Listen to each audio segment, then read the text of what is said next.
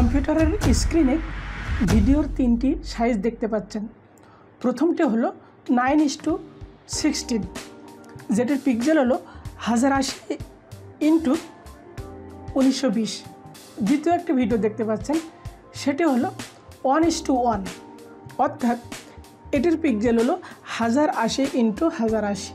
তৃতীয় আরেকটি ভিডিও দেখতে পাচ্ছেন 16:9, এটির পিক্সেল হলো 1920x1080। তো এই তিনটি ভিডিওর সাইজ কীভাবে ক্যামটেসিয়া দিয়ে ভিডিও বানাবেন কিংবা এডিট করবেন, এটি আজকের এই ভিডিওতে দেখিয়ে দেব। তো চলুন আর দেরি না করে যাওয়া যাক কম্পিউটারের স্ক্রিন। আপনি যদি আমার চ্যানেলে প্রথম হয়ে থাকেন আমার এই চ্যানেলটি সাবস্ক্রাইব করবেন এবং অলরেডি যদি সাবস্ক্রাইব করে থাকেন থ্যাংক ইউ সো মাচ। তো আর কথা না বাড়িয়ে চলুন যাওয়া যাক মেইন আলোচনায়। Let start. তো প্রথমে যে ভিডিওটি আমরা রিসাইজ করব সেটি ক্যামটেসিয়ার মধ্যে ইনপুট করে নেব। এজন্য এটির মাউসের রাইট ক্লিক করে ধরে এই ক্যামটেসিয়ার ওপরে এখানে এনে ছেড়ে দিলাম।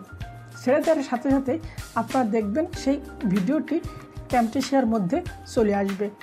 এখন এখান থেকে আমরা ভিডিও টাইম লাইনের মধ্যে এনে নিলাম।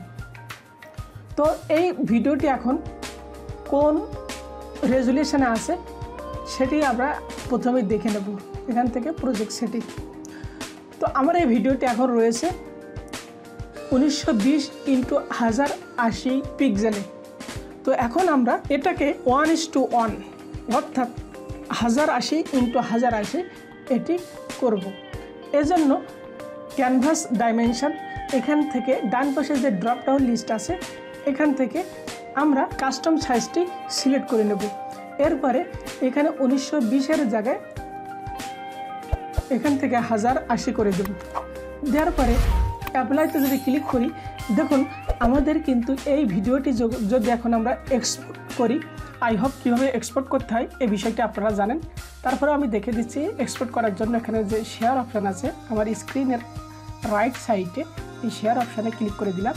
ক্লিক করে দেওয়ার পরে এখান থেকে লোকাল ফাইল, এরপর এখান থেকে নেক্সট করার পরে আপনি কিন্তু ফাইলের নাম দিয়ে তারপরে এক্সপোর্ট করতে পারেন। এখানে নেক্সট, এখানে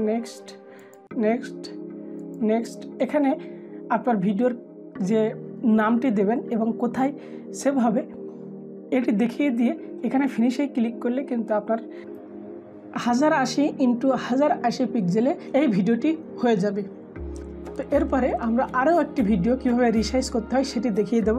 সেটি হলো 9:16, অর্থাৎ 1080x1920 পিক্সেল। তো এখান থেকে সেমভাবে আমরা এখান থেকে প্রজেক্ট সেটিং এই অপশানে চলে যাব। যাওয়ার পরে এখান থেকে একইভাবে দেখুন এখানে কাস্টম সিলেক্ট করা আছে।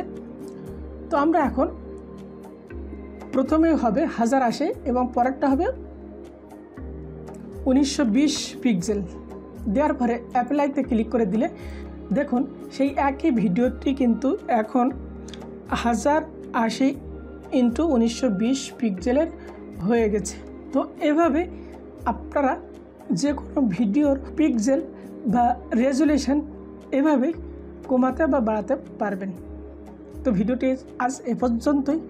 আশা করি আমার এই ভিডিওটি আপনাদের ভালো লেগেছে।